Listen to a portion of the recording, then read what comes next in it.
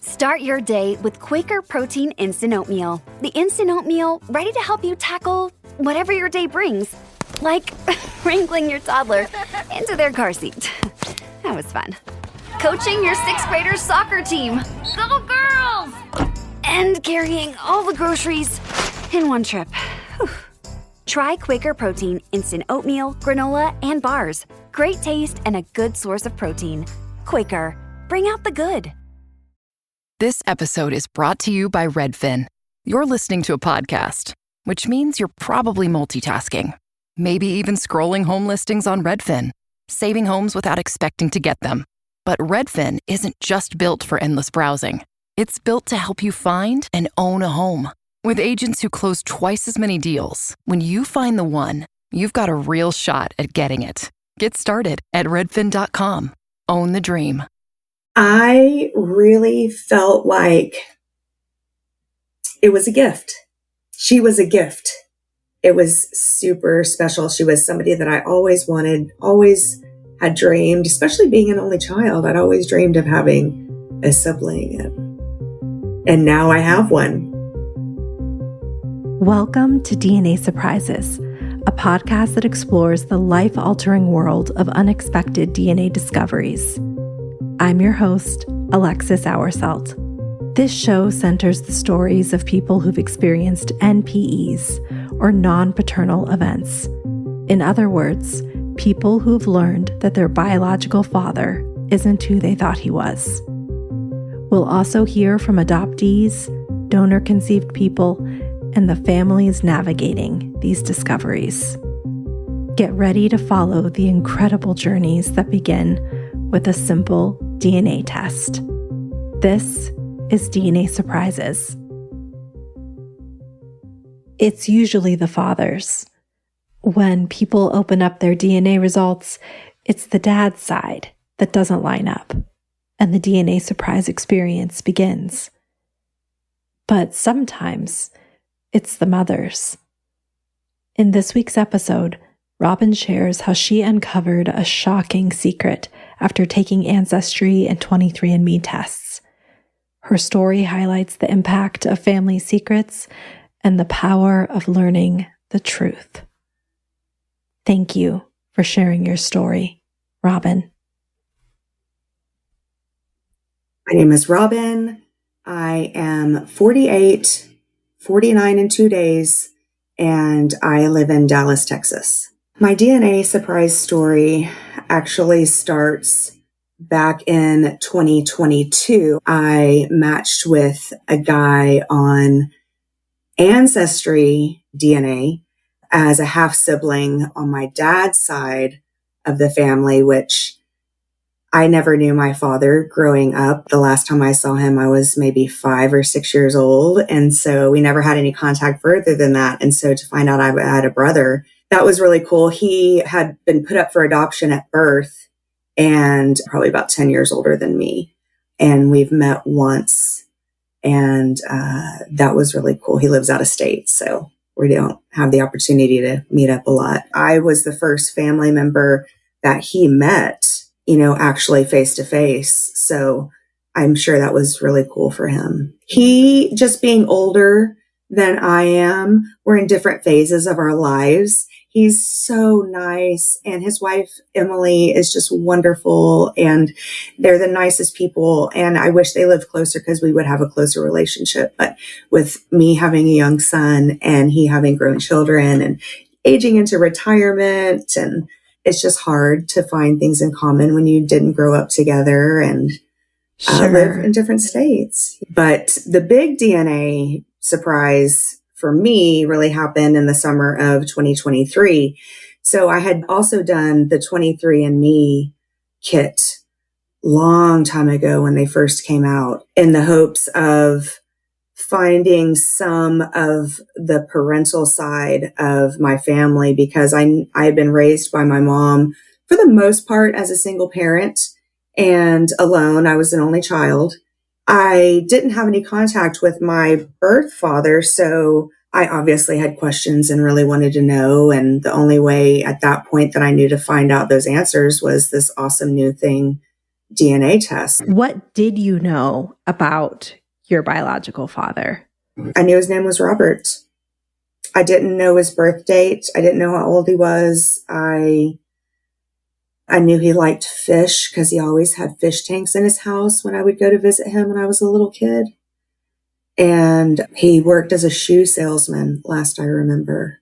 I didn't know very much. And just being a small child, I was probably 5 or 6 the last time I saw him. And do you know why your relationship with him sort of ended? When I was 5 or 6, my mother remarried. And when she remarried her husband, she and her husband decided it would be a great idea for him to adopt me. My father, Robert, who I was named for, is out of the picture. And like I said, I was about 5 or 6. So he respected that and he left. I don't know why he relinquished custody. I don't know. He has since passed. Those questions are not going to be answered for me. But yeah, I was adopted. Mm-hmm. I actually took both tests. I took the Ancestry and the 23andMe just because both databases are so big. I thought maybe I would be missing something. And it's good that I did because I found my brother Michael on Ancestry and my sister Nancy on 23andMe. Fast forward to the summer of 2023, I get an email early in the morning that I have a message on 23andMe. And I go and I click, and it's a message from someone that I find out later is a female. And she is saying that we have matched as half siblings. And her email is really, really short. That's all it says. And I wasn't even sure whether she or he was male or female because they just signed the email with initials. So even emailing back, I was like, I don't even know what to say because it was so short. And I figured for sure this is another one of my dad's kids because, men. And it was, that's just how things roll. And so, I'm like, okay, cool. I've got a sister now too. So I go and I look and I dig a little deeper. And from what I can find, this little girl was born to my mother. So my mother had custody of me the entire time I was a child until the time that I grew up and she passed. And so in emailing with this woman, Nancy, I find out that she was born in 1981. Well, in 1981, I was 4 years old. In 1981, my parents were still together. But she registered as a half sibling and she was placed for adoption at birth.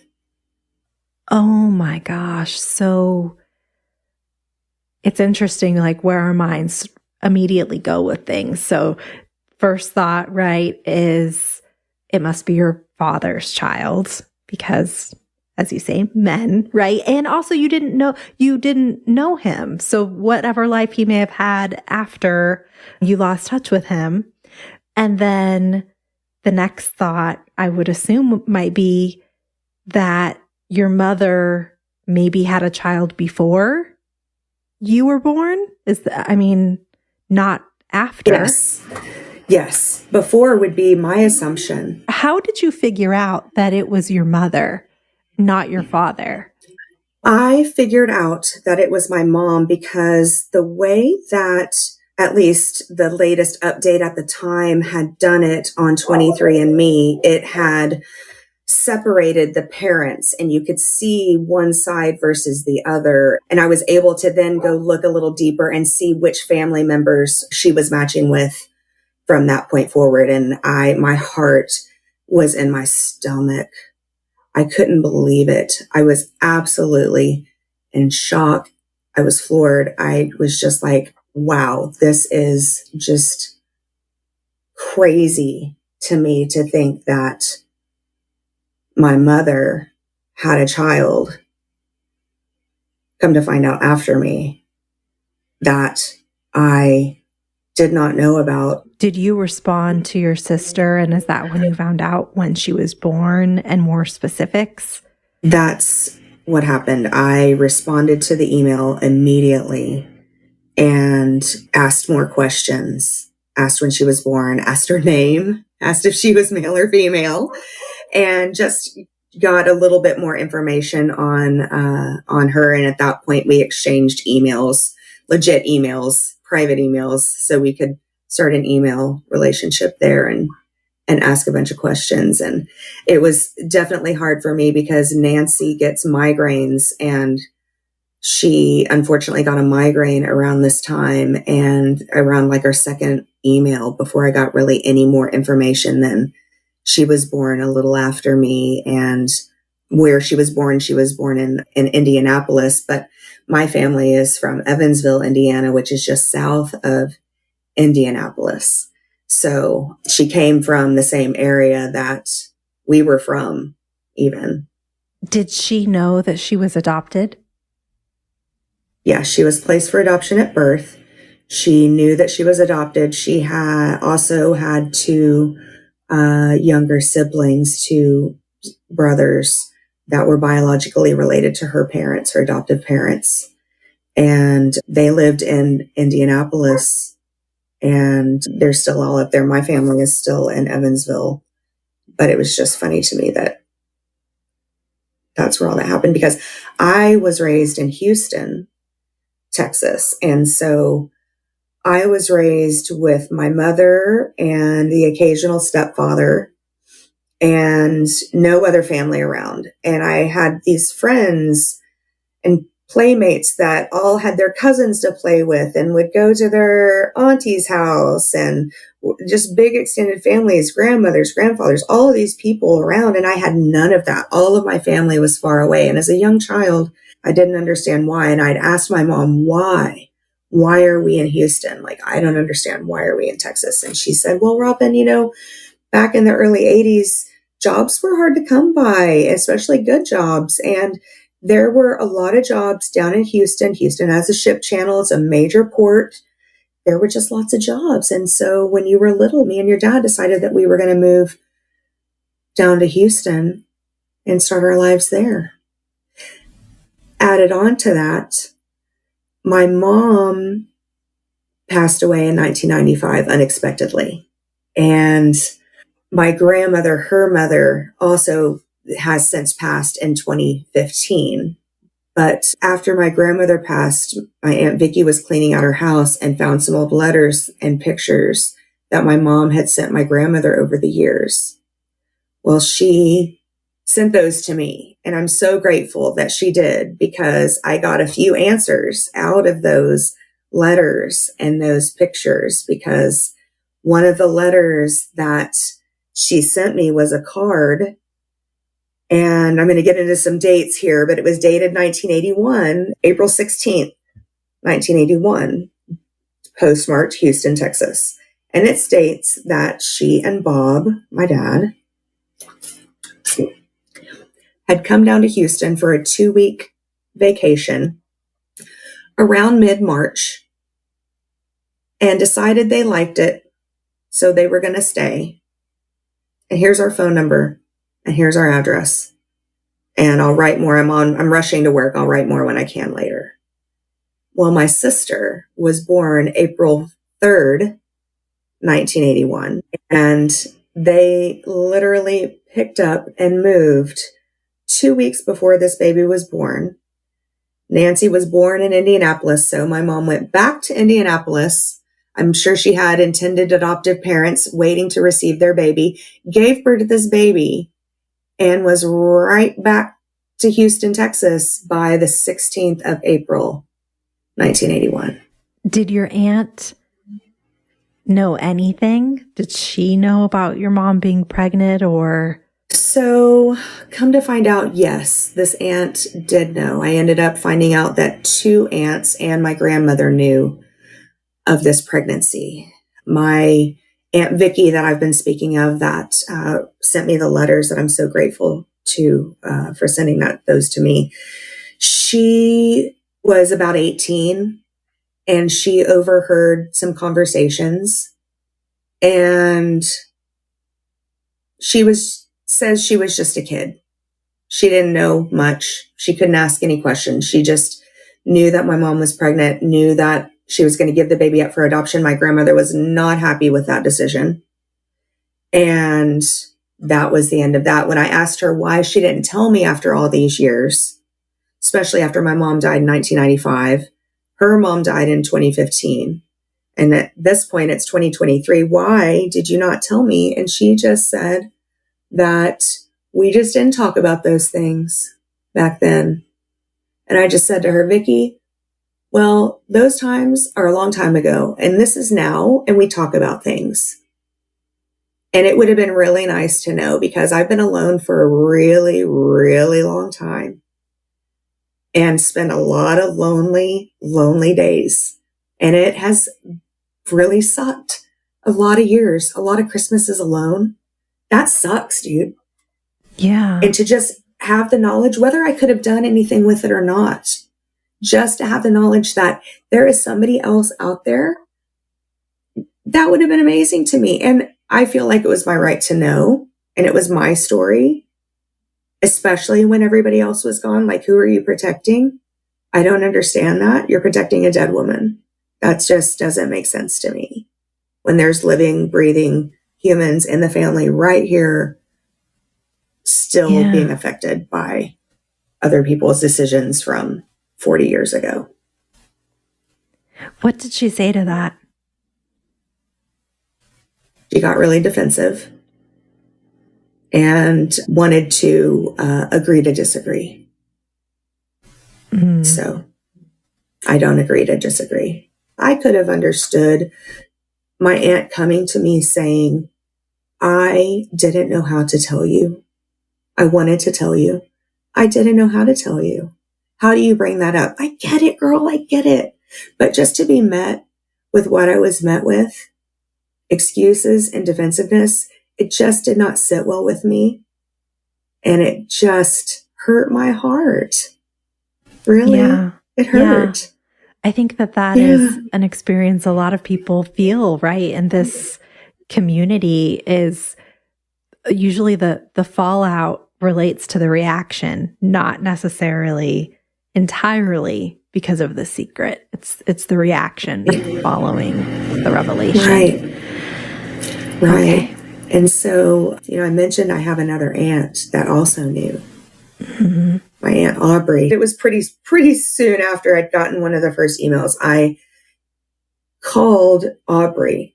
She lives out at the time in the Virginia area. I called her and I said, hey, I got a match on 23andMe for a half sister that is my mom's. And she was born in 1981 and put up for adoption. Do you know anything about this? And she said to me, her exact words, I'll never forget it, were, this is the phone call that I've been dreading for the last 40 years. Yeah, that's what she said to me. Yeah, she knew. She knew. We've never met in person. She has been in my life, especially since my mom died, along the way, here and there, from afar, from a distance, but in my life. And wow, I was, again, shocked and floored. And I couldn't believe that, again, this woman another one had chosen to not tell me. Let me add that this aunt, who is also my mother's sister, my Aunt Vicky's sister, they are not close and do not speak. So it wasn't like they teamed up and just decided, hey, let's not tell Robin about this. It was obviously independent decisions throughout the years. Everybody was keeping this under wraps. Was that kind of how your family was? Like, was your mom really open with you? I mean, obviously not about this, but, how would you describe your relationship with your mom? My relationship with my mom was definitely at the time of her death strained. Mom, when I was about 12, mind you, she was a single parent at this time. She decided that she wanted to be a long-haul truck driver and deliver chemicals to chemical plants and leave me back at home to be raised by the occasional nanny, a friend's parents, I'd sleep in like the top bunk of a friend's bedroom whenever she was out of town for a week or so at a time. And then my mom would come home and she would, especially in my teenage years, try to parent me. And that teenage angst and all of the back and forth to God only knows whose home I'm going to be at now, because the situation being a teenager hadn't worked out with one family. So you have to go stay with another family, and then thrust back home to your mom wanting to parent when she's gone 90% of the time, thinking that she could parent me while she was gone. I just basically laughed in her face. Well, then at 17, I moved out because at that point she had remarried another man, and he was crazy and demented and had something seriously wrong with his brain. I don't know. I'm not a doctor. I don't know what was wrong with that man, but it was not a good situation for me to be in. He was fine to my mom, but my mom was gone a lot and he was around, and some really, really messed up stuff went on in that house when that she wasn't around, that she didn't find out about when she was alive, because to a child, the alternative to what's going on might be worse than what's going on. So let's just keep this under wraps and not tell anybody and hope that it just all smooths out. So at that point, I was old enough to get a job and get out on my own. It was the mid 90s, and I luckily was able to get out and get my own apartment in a rough part of town, but I had my own place and I had a job and it was safe. So my relationship with my mom was not great. Yeah. Unfortunately, she did not live long enough for us to be able to at least attempt to mend things and grow and learn together. Yeah. I'm sorry. So, that's hard. Thank you. Yeah, it is hard. And the lack of closure to things. My mom died of a sudden heart attack, and she was actually out on a delivery out in New Mexico when this happened. And I was already out of the house, and I'm grateful for that. I had moved out at 17, but she died when I was 18. So I had been gone a little over a year, and I think that helped. That definitely softened the blow. I mean, even though we weren't close and we didn't have a tight relationship at the time, it was still devastating. She was all I had. No brothers, no sisters. My extended family is all spread out through the U.S. and mostly in the Midwest and separated from me. And I wasn't raised around them. My cousins, half of them are doing their own thing, and the other half of them have been in jail and doing meth and doing all sorts of other things. We just don't match. Like, our lifestyles are not the same. I have nothing in common with these people. I don't know these people at all. They could almost be strangers to me. So I don't have anybody. It was devastating to have that safety net taken so suddenly. Yeah. I don't know what's worse, knowing somebody's ill and then them passing, or it being so sudden. But definitely my youth, it was super hard. Yeah. Very, very, very, very hard, and lots of struggles during that time. Yeah. Yes. Hearing you say that, it's like, and I know, and it's true, you may not have been able to do anything with the information that you had a sibling out there, especially at that time, but maybe it could have brought some comfort, or maybe you would have reached out earlier or taken a test earlier, all of the what ifs. So you aren't able to ask your mom and figure out what happened. I assume because you were so young. Do you feel like you have any memory of her being pregnant, or? The only memory that I have from that young about my mom is that I remember that she was fat. She was chubs. She was robust. She was rotund. She had some girth. And I think back to that time, and I think, well, if I were in her shoes and I was pregnant with another man's child and still with my current partner, and I had this little girl, and I knew that I was going to give this baby up for adoption. I'm not going to be talking about there's a baby in mommy's belly. There's going to be no talk of that. I'm just 4 years old. I'm not going to understand. And at 4 years old, I didn't understand what a pregnant belly looked like versus a fat belly. Sure. You know, they were just all bellies to me, all fat, you know? Yeah. And so I don't remember her being gone for any length of time around that time. I don't remember anything else other than her being fat. That's what I remember thinking when I was a kid. And then her being a little bit more slender as time went on, a little bit more body weight proportional. Yeah. Okay. When you talked to your aunts, did your mother know that your sister was not her husband's child? Or, I mean, I assume that that is why she was put up for adoption, but did she know? She had to have, because the baby was being put up for adoption. I think that if it were my father's child, they would have kept it. They were still together. So my Aunt Aubrey says that my dad and mom were separated by the time my mom got pregnant, and that he found out through like a letter that came from the insurance, I guess she was still on his insurance, and a letter from like the maternity ward hospital had come, and he was like, "Hey, Paula, you want to tell me about this? You want to explain this?" But if that's the case, that doesn't explain how I found that letter dated April 16th, 1981, that she and Bob had moved down to Houston, and here's our phone number, and yada, yada, yada. Like, maybe on again, off again kind of thing, or it was during a time of separation? Maybe so. That's all the information that I got out of my aunt. Yeah, that's all because she that said. does happen. Yeah. That does happen. And I have, in fact, interviewed people where the parents were separated. And during that time, the mother got pregnant with a baby. And in these cases, that they kept the baby raised as an NPE.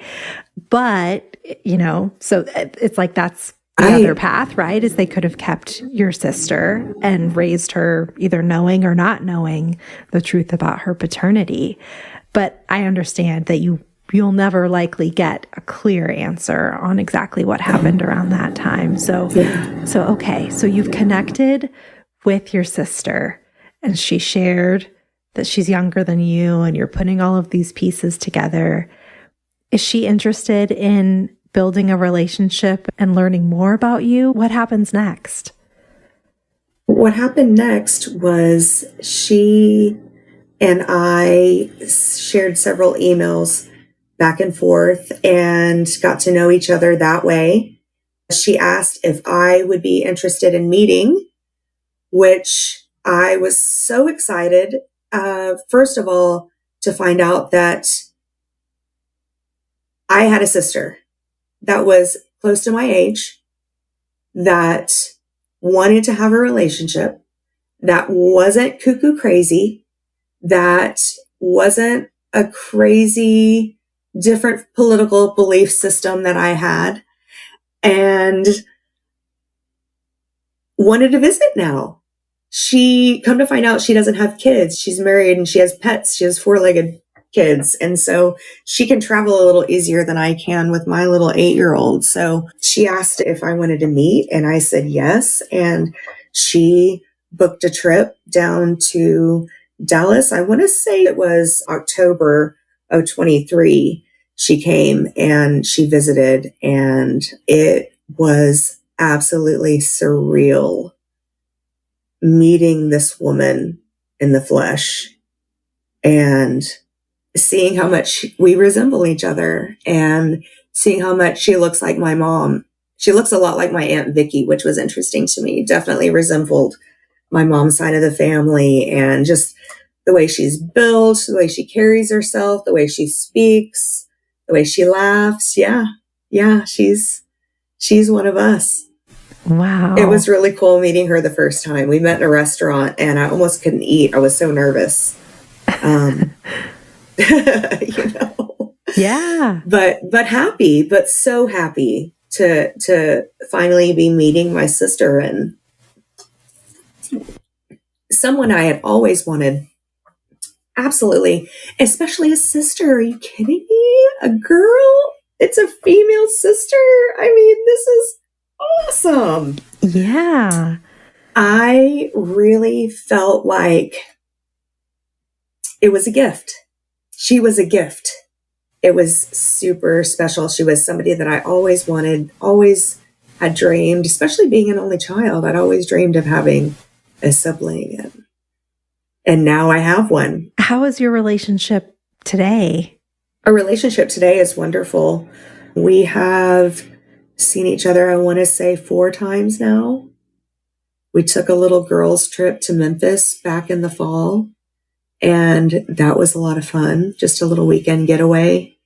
And our relationship is good. You know, I wish that it was even closer than it is, and maybe one day it will be, but that's just something that takes time to build, and just going to take time for us to get to know each other. I mean, we were both in our 40s whenever this was discovered, and it's only been a couple of years since we've been in each other's lives, and not being close in proximity is the hardest, and having to make a conscious effort to be in each other's lives and to see each other. Yeah. If you could ask your mom anything about this, like, what questions do you have? Oh, so many questions. You know, just what was going on? What in the world was going on? I mean, my mom, just knowing her history, fancied men very much, and I just, with all the ways to prevent pregnancy, I just don't understand how this could have happened. I would love to know the circumstances surrounding it, but to be honest with you, I don't know that my mom, if she were around, would have even ever told me unless she had to, just like my aunts. I would definitely have questions about what happened. And then I also would want to know, like, why did you choose adoption? Like, you already had one child. Like, why didn't you raise this child? Did my dad say that he wouldn't raise this child with you, or wasn't going to get back together if, like you said, maybe they had been separated and reconciled? Like, what, just more context to what was going on. And as strained as my relationship was with my mother, I do have compassion of the woman inside of her and the woman inside of me for having to carry this baby, and not having to, choosing to carry this baby and give birth to this baby, and then hand it a note, know that you can't care for this baby, or won't, it's not a good situation, whatever. I have compassion in my heart for her being there in that position. How have you made peace with the unknown, not getting those answers? No, I think that you just got to let some stuff go. You just got to let it go. When there's things that you're never going to get the answer for, these are questions that are never going to be answered. And I've scoured through all of the paperwork, all the pictures, all the everything that I can find in my archives, and I've asked all the questions to everybody still around, and some things just aren't meant for this lifetime. Most of the people that I talked to on the podcast discovered that one of their parents isn't their biological parents. But in this case, you uncovered a family member that you didn't know was out there, but you still did discover a very big secret about the people that raised you, because they both knew this, but especially about your mom. How would you say that this has impacted you? Well, initially, it impacted me by amping my anxiety level up to about a 300 and sending me into talk therapy. I immediately found a therapist. And because I had so many thoughts just racing through my head, I almost didn't know what to do with it or even how to wrap my head around it. It was very helpful. She was very helpful in getting my mind straight and being able to calm down and relax and realize that, this is a good thing should we want it. What's next for you and your sister or just yourself as you continue to navigate this? Well, Nancy and I are having a meetup. She's coming back to Dallas the end of February, the beginning of March for, I think, her third trip. And she really likes it here, so that's good. And I don't know what we're going to do yet. I guess I need to start looking at some restaurants she likes to eat. Like I like to eat good food. She likes to eat good food too. So I need to do a little digging and see what I can find up. We're a food city, Alexis. Yes. Yeah. Well, it's so cool. And I can just see how you light up when you talk about the similarities that you have with your sister. And I'm so glad that you were able to find that. That's really special. What advice do you have for a parent who may be keeping a DNA surprise from their child? For the parent, man, you're in for it if the kids find out and you didn't tell them. That's some serious, serious therapy bills for you. So you should just go ahead and just be honest and tell them, and be honest from the beginning when they're little, if you can. What advice do you have for someone who just uncovered a DNA surprise? Get a therapist. Find a therapist. If you can't find a therapist, find a good friend, somebody who will listen to you and help you manage and help you navigate this new siblinghood. Take it slow and know that, you're just now meeting, but you have the rest of your lives to build a relationship and get to know each other. And it's a really cool experience that I never thought that I would experience. Robin, thank you so much for joining me today and sharing your story. It's so cool to hear how much you've embraced this newfound relationship with your sister. And I'm excited to hear how it continues to grow as time goes on. Thank you. Thank you. Thanks again to Robin for sharing her story. If you have a DNA surprise that you'd like to share, submit your story at dnasurprises.com. And for early, ad-free access to episodes, join me over on Patreon at patreon.com/DNA Surprises. Until next time. DNA Surprises is hosted, produced, and edited by me, Alexis Auersalt. It is mixed and mastered by Josh Auersalt of Siren Recording Studios.